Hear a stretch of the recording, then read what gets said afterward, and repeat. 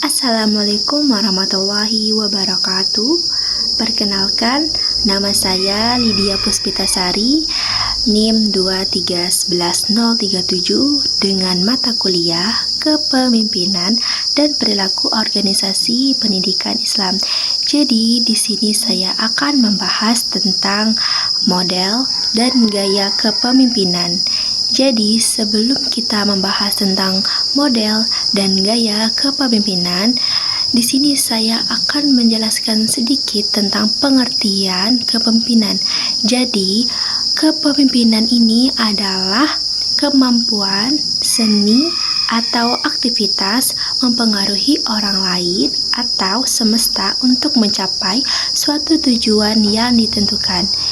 Nah, jadi itu pengertian kepemimpinan. Nah, jadi sekarang saya akan membahas tentang model dan gaya kepemimpinan. Jadi, di dalam model kepemimpinan ini merupakan menggambarkan kerangka atau pola berpikir yang digunakan pemimpin dalam mengarahkan, memotivasi, dan mengelola bawahannya. Jadi ada beberapa model kepemimpinan. Yang pertama itu adalah model kepemimpinan klasik. Maksudnya pemimpin dianggap sebagai figur yang kuat dan berkuasa. Jadi bawahannya ini hanya mengikuti perintah saja dan fokusnya ini pada struktur dan aturan organisasi. Yang kedua ini adalah model kepemimpinan transaksional. Jadi hubungan antara pemimpin dan bawahan bersifat timbal balik atau transaksional atau transaksi. Jadi pemimpin ini memberi imbalan jika target tercapai dan hukuman jika gagal. Jadi ini cocok untuk di dalam organisasi yang berorientasi pada hasil dan disiplin. Yang ketiga itu adalah model kepemimpinan transformasional. Jadi pemimpin ini berperan sebagai inspirator dan motivator. Ia berusaha mengubah sikap, nilai, dan motivasi bawahan agar mau bekerja demi tujuan bersama. Ini juga cocok dalam lembaga pendidikan atau organisasi yang sedang berkembang. Dan yang keempat itu model kepemimpinan situasional.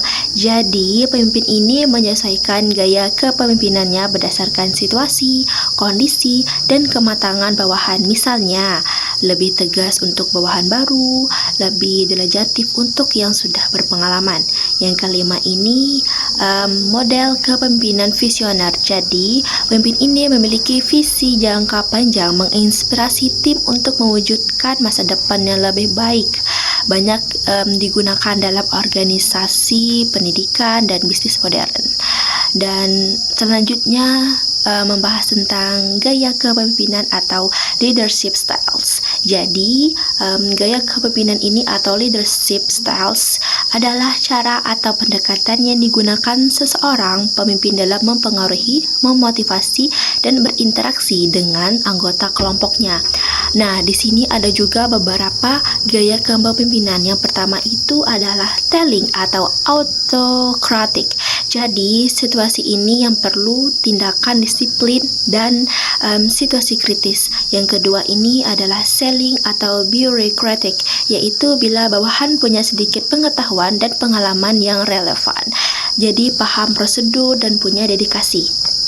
Yang ketiga, berpartisipasi atau laissez-faire. Jadi ketika bawahan memahami dan menguasai tugas, mengetahui prosedur kerja tetapi tidak percaya diri dengan kemampuannya.